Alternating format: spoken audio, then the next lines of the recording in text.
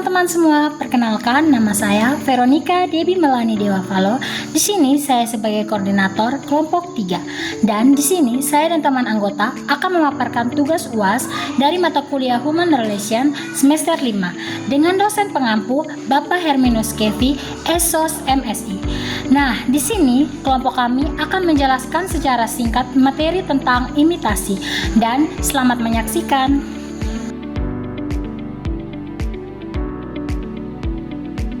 Bagian A, pendahuluan. Imitasi merupakan salah satu konsep penting dalam ilmu sosial dan psikologi yang menjelaskan bagaimana individu mempelajari perilaku, nilai, dan pola tindakan melalui pengamatan terhadap orang lain. Proses imitasi muncul sebagai bagian dari perkembangan manusia sejak usia dini. Ketika anak mulai meniru ekspresi, gerakan, dan tutur kata orang-orang di sekitarnya. Seiring bertambahnya usia, kemampuan meniru ini menjadi salah satu mekanisme utama dalam proses belajar, sosialisasi, dan pembentukan identitas seorang. Dalam kehidupan sosial, imitasi tidak dapat dilepas dari interaksi antar manusia. Di lingkungan pendidikan, imitasi terhadap perilaku guru yang disiplin dan bertanggung jawab dapat mendorong tumbuhnya budaya belajar yang baik. Namun demikian, imitasi juga dapat membawa dampak negatif bila objek yang ditiru bersifat merusak. Remaja seringkali meniru perilaku menyimpang, seperti gaya hidup hedonis, kebiasaan konsumtif, atau tindakan agresif yang diperlihatkan oleh figur publik maupun konten digital.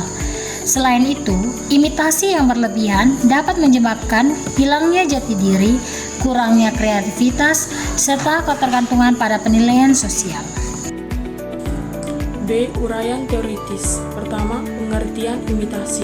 Secara etimologis, imitasi berasal dari kata imitare yang berarti meniru. Dalam konteks ilmu sosial dan psikologi, imitasi dipahami sebagai proses ketika seseorang meniru perilaku, gerakan, nilai, atau tindakan individu lain. Imitasi terjadi karena manusia belajar melalui pengamatan terhadap lingkungannya. 2. Jenis-jenis imitasi. A. Imitasi positif. Imitasi positif adalah proses meniru perilaku yang membawa dampak baik bagi individu maupun lingkungan sosial. Contohnya, meniru kedisiplinan guru, kebiasaan membaca, sikap sopan, atau gaya kerja yang produktif. Imitasi jenis ini berkontribusi pada pembentukan karakter dan perilaku prososial. B. Imitasi negatif. Imitasi negatif terjadi ketika seseorang meniru perilaku buruk atau menyimpang. Contohnya, meniru gaya hidup hedonis, perilaku agresif, ucapan kasar, atau tindakan yang melanggar norma sosial. Imitasi negatif sering muncul akibat pengaruh lingkungan yang tidak sehat atau paparan media yang tidak terkontrol. C. Imitasi langsung atau dekret imitatif.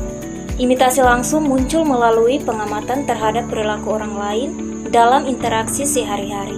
Misalnya, siswa meniru cara guru berbicara, anak meniru orang tua, atau remaja meniru gaya berpakaian teman sebaya. Imitasi ini biasanya terjadi ketika model berada dalam jarak yang dekat. Yang ketiga, dampak imitasi. Dampak imitasi terdiri dari dua, yaitu dampak positif imitasi dan dampak negatif imitasi. Dampak positif terdiri dari beberapa poin. Yang pertama, mempercepat proses belajar.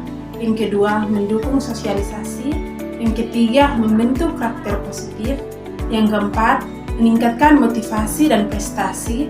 Yang kelima, mendorong kreativitas. Yang keenam, menjadi sarana pendidikan moral. Dampak imitasi yang kedua yaitu dampak negatif imitasi. Terdiri dari beberapa poin, yaitu yang pertama, munculnya perilaku menyimpang. Yang kedua, hilangnya identitas diri. Yang ketiga, perilaku konsumtif dan hedonisme. Yang keempat, tekanan sosial. Yang kelima, menurunnya kreativitas. Berikut beberapa manfaat dan imitasi. Yang pertama, meningkatkan kreativitas. Yang kedua, mengembangkan keterampilan. Yang ketiga, meningkatkan kepercayaan diri. Yang keempat, meningkatkan kemampuan analitis. Yang kelima, membantu dalam belajar. Yang keenam, meningkatkan kemampuan kompensasi. Yang ketujuh, meningkatkan kemampuan bahasa. Yang kedelapan, meningkatkan kemampuan komunikasi. Yang kesembilan, meningkatkan kemampuan problem solving. Yang terakhir, meningkatkan kemampuan kerjasama. C. Analisis. 1. Mengapa Kelvin memiliki Carendi sebagai sosok yang ia tiru? Analisis faktor-faktor apa yang membuat seorang menjadi objek imitasi bagi orang lain. Kelvin memiliki Carendi sebagai sosok yang ia tiru karena Carendi menunjukkan perilaku yang positif dan patut dijadikan teladan seperti kedisiplinan, ketertiban, dan kemampuan yang berbicara yang sistematis. Faktor-faktor yang membuat seorang menjadi objek imitasi meliputi: yang pertama, kualitas positif. Sosok yang memiliki sifat-sifat baik seperti disiplin dan percaya diri. Yang kedua, keteladanan. Carendi menunjukkan perilaku yang bisa diikuti dan memberi inspirasi. Yang ketiga, penghargaan dari lingkungan. Guru dan teman-teman yang mengagumi Carendi sehingga Kelvin merasa tertarik dan ingin meniru. Yang keempat, kebutuhan akan identifikasi. Kelvin merasa minder dan mencari figur yang bisa dijadikan panutan agar merasa lebih percaya diri. Dan yang terakhir, kesamaan tujuan. Kelvin ingin meningkatkan nilai akademik dan kepercayaan diri dan ia melihat Carendi sebagai contoh yang Berikut analisis bagaimana proses imitasi yang dilakukan Kelvin dapat mengubah rasa minder menjadi percaya diri. Jelaskan hubungan antara perilaku yang ditiru dan perubahan psikologis dalam diri Kelvin. Proses imitasi Kelvin melalui kegiatan meniru kebiasaan disiplin dan kejelasan berbicara dari Carendi. Dengan meniru perilaku tersebut, Kelvin secara bertahap belajar dan mempraktekkan hal-hal positif seperti tertata rapi, mengatur jadwal belajar, dan berbicara sistematis. Hubungan psikologisnya adalah: yang pertama, peningkatan kompetensi. Dengan meniru dan mempraktekkan perilaku positif, Kelvin merasa lebih mampu dan menguasai situasi. Yang kedua, perubahan pandangan diri. Kesuksesan kecil yang dirasakan memberi Kelvin rasa percaya diri. Yang ketiga, penguatan self-efficacy. Keberhasilan dalam mengikuti contoh membuat Kelvin merasa bahwa ia mampu melakukan hal yang sama. Yang keempat, persepsi positif dari lingkungan. Pujian dari guru dan teman meningkatkan rasa harga diri Kelvin. Yang kelima, pengurangan minder. Ketika Kelvin melihat dirinya mampu dan dihargai, rasa minder perlahan tergantikan oleh rasa percaya. Baik, selanjutnya saya akan menjelaskan pertanyaan nomor 3, yaitu menurut Anda apa perbedaan antara imitasi positif yang dilakukan Kelvin dengan imitasi negatif? Jelaskan bagaimana akibat yang muncul jika Kelvin meniru tanpa seleksi.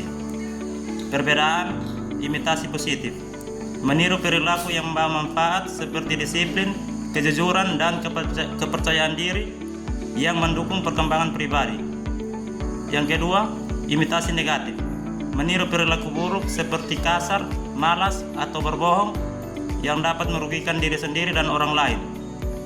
Akibat jika Kelvin meniru tanpa seleksi: yang pertama, jika Kelvin meniru perilaku negatif dari orang yang tidak baik, ia bisa mengadopsi sifat buruk tersebut yang berpotensi merusak citra dan masa depannya. Yang kedua, tanpa seleksi, imitasi bisa menjerumuskan ke perilaku yang tidak produktif atau bahkan merugikan, seperti menjadi malas, berbohong, atau berperilaku kasar. Yang ketiga, meninggalkan identitas asli dan nilai-nilai positifnya sehingga perkembangan dirinya bisa terganggu. Apabila Kelvin berfokus menjadi sama persis dengan Carendi, risiko apa yang muncul terhadap perkembangan dirinya? Analisislah bagaimana seseorang dapat tetap melakukan imitasi tanpa kehilangan jati diri. Risiko jika terlalu meniru secara persis: yang pertama, kehilangan jati diri dan keunikan pribadi. Yang kedua, terjebak dalam bayang-bayang orang lain sehingga kurang berkembang secara otentik. Yang ketiga, tidak mampu menyesuaikan perilaku yang ditiru dengan kondisi dan karakter dirinya sendiri. Yang keempat, potensi mengalami ketidaknyamanan atau ketegangan internal karena tidak merasa nyaman dengan diri sendiri. Bagaimana tetap melakukan imitasi tanpa kehilangan jati diri? Yang pertama, ambil inti dari perilaku positif yang ingin ditiru, lalu sesuaikan dengan karakter dan nilai-nilai sendiri. Yang kedua, jadilah contoh sebagai inspirasi, bukan sebagai standar yang mutlak yang harus dilakukan secara persis. Yang ketiga, kembangkan keunikan pribadi sambil belajar dari orang lain. Yang keempat, refleksikan diri secara berkala untuk memastikan bahwa perilaku yang diadoptasi masih sesuai dengan identitas dan nilai-nilai pribadi. Yang kelima, fokus pada proses belajar dan perkembangan, bukan sekedar meniru penampilan luar atau perilaku secara kaku. Jika seseorang mampu meniru dengan bijak dan efek selektif, mereka dapat berkembang secara harmonis tanpa kehilangan jati diri dan tetap menjadi pribadi dan otentik. Selanjutnya saya akan membahas tentang kesimpulan dan rekomendasi. Yang pertama, kesimpulan. Pembahasan mengenai proses imitasi yang terjadi pada diri Kelvin terhadap sosok Karendi dapat disimpulkan beberapa hal berikut. Yang pertama, imitasi terjadi karena adanya figur teladan yang memiliki prestise, kompetensi, dan perilaku positif yang mudah diamati dan relevan dengan kebutuhan pengamat. Kelvin memilih Kak Randy karena Randy menunjukkan kedisiplinan, ketekunan belajar, dan kemampuan komunikasi yang secara nyata membawanya pada keberhasilan akademik. Yang kedua, proses imitasi dapat membawa perubahan perilaku yang signifikan dan berdampak pada perkembangan psikologis individu. Melalui peniruan kebiasaan belajar dan sikap Kak Randy, Kelvin mengalami peningkatan kompetensi akademik, mendapatkan penguatan sosial dari guru, serta membangun rasa percaya diri yang sebelumnya rendah. Yang ketiga, imitasi memiliki dua bentuk, yaitu imitasi positif dan imitasi negatif. Pada kasus Kelvin, imitasi positif membawa dampak konstruktif bagi perkembangan diri, sementara imitasi negatif dapat menimbulkan perilaku maladaptif apabila seseorang meniru tanpa seleksi atau tanpa mempertimbangkan norma dan dampak jangka panjang. Yang keempat, imitasi yang dilakukan tanpa kesadaran dan refleksi diri berpotensi membuat individu kehilangan jati diri. Upaya meniru secara berlebihan atau ingin menjadi sama persis dengan model dapat menimbulkan tekanan psikologis, kebingungan identitas, dan hambatan dalam menemukan potensi pribadi. Yang terakhir, saya akan menjelaskan rekomendasi. Untuk memastikan imitasi berjalan secara sehat dan konstruktif, beberapa rekomendasi berikut dapat dijadikan acuan. Yang pertama, bagi siswa, meniru perilaku positif dengan cara selektif, yaitu hanya memilih aspek yang sesuai dengan kebutuhan dan kepribadian pribadi. Yang kedua, melakukan refleksi diri untuk menilai apakah perilaku yang ditiru benar-benar membantu perkembangan diri. Yang ketiga, tetap mengembangkan ciri khas dan bakat pribadi agar tidak kehilangan jati diri saat mengikuti contoh yang baik. Yang berikut untuk guru, memberikan penguatan positif berupa pujian, pengakuan, motivasi kepada siswa yang menunjukkan perubahan baik untuk memperkuat proses belajar melalui imitasi. Yang berikut, menyediakan figur teladan yang konsisten dalam perilaku sehingga siswa memiliki model positif yang dapat diikuti. Yang terakhir, membimbing siswa agar mampu menyaring perilaku mana yang pantas ditiru dan mana yang tidak.